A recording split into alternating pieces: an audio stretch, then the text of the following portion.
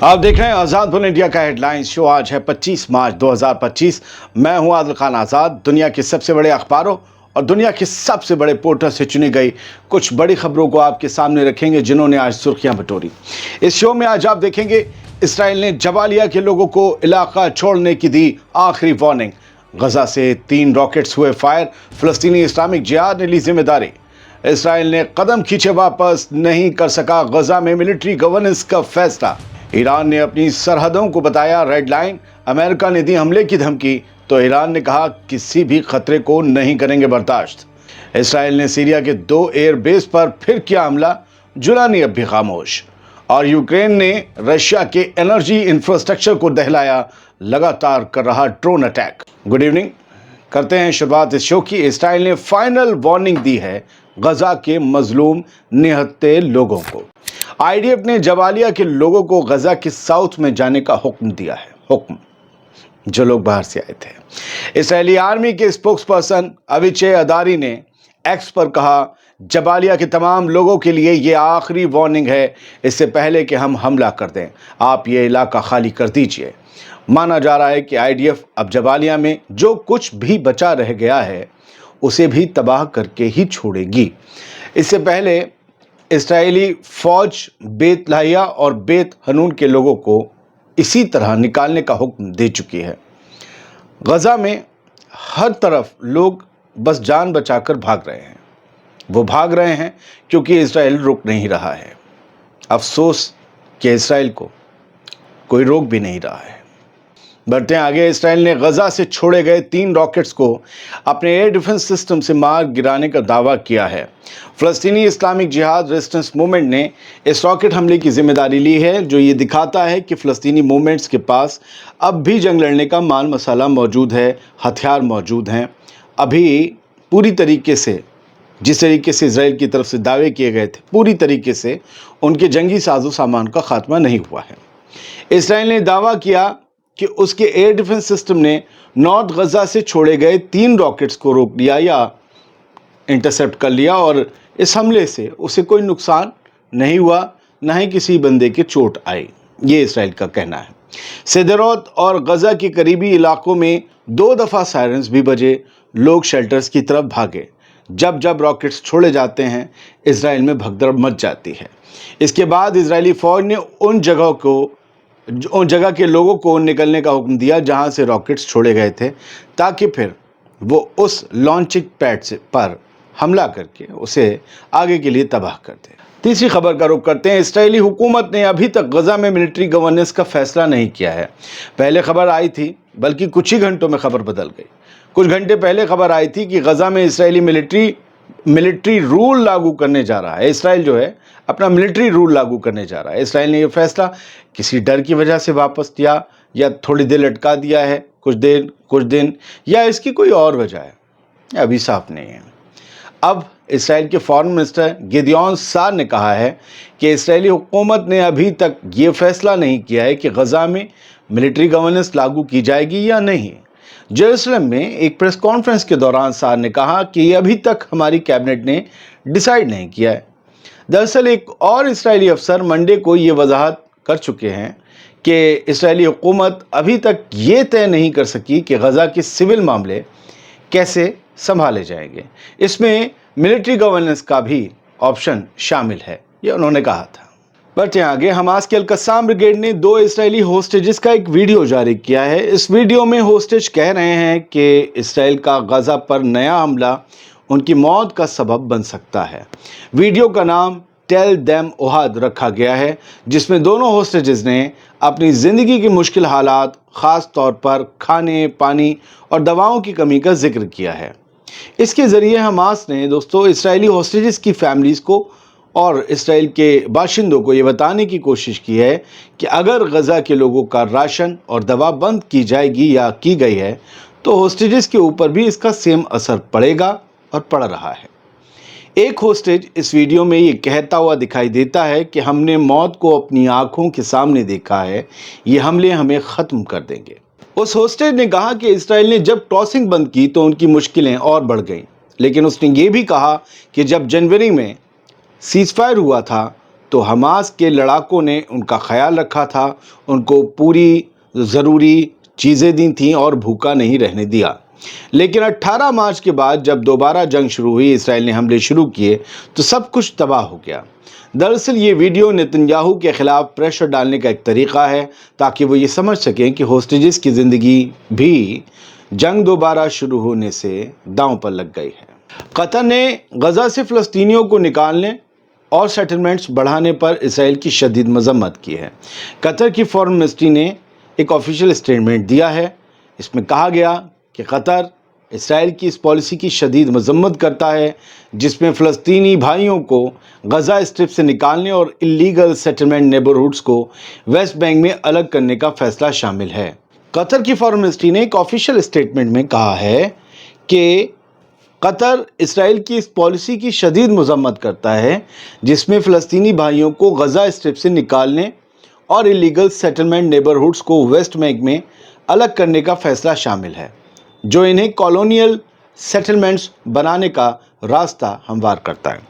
اصل میں فلسطینیوں کی زمین بڑی لیول پر قبضہ کی جا رہی ہے ویسٹ بینک میں، اور اس پر اللیگل سیٹلرز کے لیگل سیٹلمنٹس بنائے جا رہے ہیں، اور بہت جلدی انہیں اسرائیل کی حدود میں اینکس کرنے کا جو ہے پلان ہے تاکہ آگے دکھایا جائے یہ تو اسرائیل کا ہی مال تھا۔ اس کو لے کر قطر بے چین ہے، لیکن لوگوں کو زبردستی نکالا جا رہا ہے۔ کیا نکالنا شروع ہو گیا ہے؟ کیا انپٹ ہے قطر کے پاس؟ کیونکہ ہم نے ایک اسٹوری آپ کو دکھائی تھی کہ 70 لوگ رومانیہ بھیج دیے گئے۔ کچھ تو ہو رہا ہے۔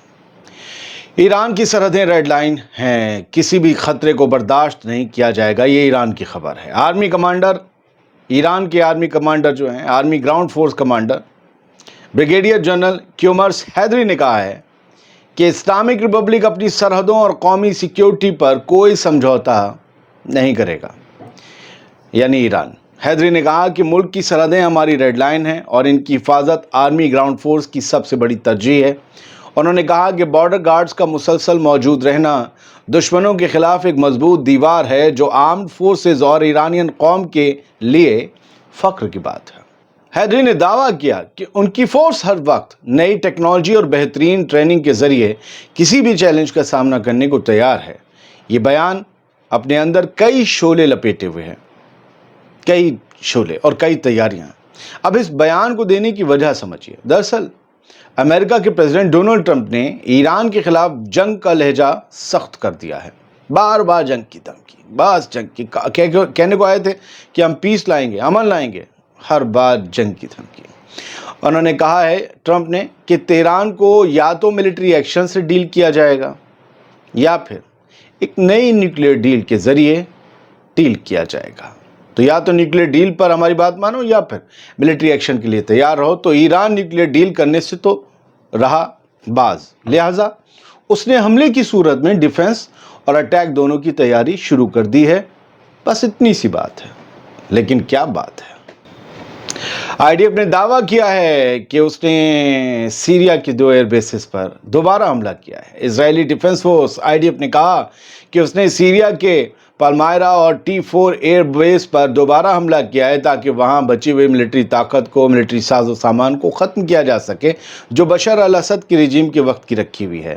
آئی ڈی ایف نے اپنے بیان میں کہا کہ ہم اسرائیلی شہریوں پر ہر قسم کے خطرے کو ختم کرنے کے لیے کارروائی جاری رکھیں گے۔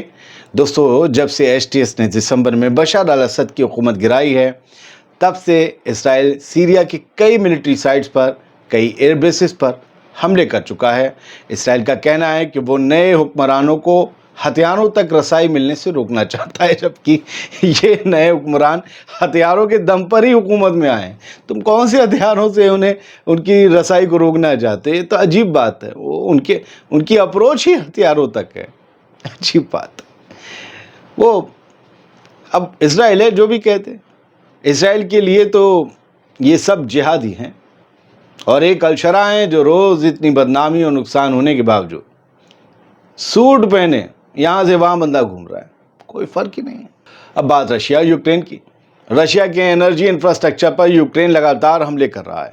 یہ اور بات ہے کہ دونوں کے بیچ سیز فائر کروانے کو لے کر امریکہ یوکرین اور روس کے ساتھ میٹنگز کر رہا ہے۔ رشیا کی ڈیفنس منسٹری نے کہا ہے کہ یوکرین نے پچھلے کچھ دنوں میں रशिया के एनर्जी इंफ्रास्ट्रक्चर पर कई हमले किए हैं, जिनमें ड्रोन और हिमार्स रॉकेट्स का इस्तेमाल किया गया है। हमलों की टाइमलाइन बनाई है, ज़रा समझिए। इसी 22 मार्च को यूक्रेन ने बेलगोरोद रीजन के वालुइका गैस डिस्ट्रीब्यूशन स्टेशन को 2 ड्रोन स्ट्राइक से निशाना बनाया, बड़ा गुबार उठा। 23 मार्च को क्रीमिया की एक गैस कंडेंसेट फील्ड पर भी ड्रोन हमला किया गया, मगर रशिया ने इसे रोक दिया, इंटरसेप्ट कर लिया। 24 मार्च आती है, क्रोपोत किंस्काया ऑयल पंपिंग स्टेशन पर भी एक ड्रोन अटैक की कोशिश की गई। रशिया का कहना है कि ये सारे हमले एनर्जी सप्लाई को नुकसान पहुंचाने के लिए किए गए हैं। आखिर में कुछ रैंडम खबरें हैं। इसराइली ऑक्यूपेशन फोर्सेस लिखता है कुछ न्यूज़ नेटवर्क, वो लोगों को उनके घरों से निकाल रहे हैं। ये कलकालिया है और कलकालिया वेस्ट बैंक में आता है। अगर आप देखेंगे तो इसमें औरतें हैं, बच्चे हैं, ऊपर से तस्वीर ली गई है। ये रात के अंधेरे की वक्त के, कल रात की, आज शहर की सहरी का वक्त होगा और इन लोगों को इनके घरों से बेघर कर दिया गया। इन औरतों और बच्चों को ये भी नहीं पता जब वो आएंगे लौट कर तो इनके मकान की कोई ईंट भी इन्हें मिलेगी या नहीं मिलेगी। ये वेस्ट बैंक का जुल्म है। ये आयरलैंड में एक लेडी हैं जो इसराइल से आए फलों का बायकॉट कर रही हैं और BDS करके इनकी ऑर्गेनाइजेशन है। बेलफास्ट में जो है लगातार ये लोग जो इसराइली प्रोडक्ट्स हैं उन्हें शॉपिंग सेंटर्स से और बाकी जगहों से हटा रहे हैं और उसका खुलकर जो है उसके खिलाफ बोल रहे हैं, विरोध कर रहे हैं और ये कह रहे हैं कि ये जेनोसाइड कर रहा है इसराइल। हम इसकी इकनॉमी को बूम नहीं होने देंगे, हम इन्हें चोट देंगे जब तक ये जंग नहीं रोकते। फ्रांसिस्का एल्बानीज जो कि UN की स्पेशल रिपोर्टर हैं, रिपोर्टर नहीं, वो दूसरा लफ्ज़ है, इन्होंने कहा है कि Israel is intentionally destroying as many Palestinians it can. This is a genocide in a plain sight. वो ये कह रहे हैं कि इजराइल जानबूझकर इंटेंशनली जितना हो सकता है फ़लस्तीन को तबाह कर रहा है और ये खुला जेनोसाइड है, ये कोई वॉर नहीं है। और ये बहुत मुखर लेडी हैं, बहुत बोलती हैं, बहुत तगड़ी तरीके से बोलती हैं। बहुत बहुत शुक्रिया। मुझे लगता है कि हेडलाइन शो में इतना काफ़ी है। पोर्टल से भी खबर देनी थी क्योंकि इंट्रो में पोर्टल बोलते हैं, तो पोर्टल से भी खबर देनी थी। काम हंसने का नहीं है, लेकिन क्या करें, यही ज़िंदगी है। दुआ कीजिए दुनिया भर में अमन कायम हो। क्या पता किसकी दुआ लग जाए। हर वक्त दुआ कीजिए, जब भी याद आए कि दुआ करनी करिए। और दुनिया भर के मजलूमों के लिए बिना मज़हब, बिना नेशनलिटी देखे। सलामत रहिए, खुश रहिए।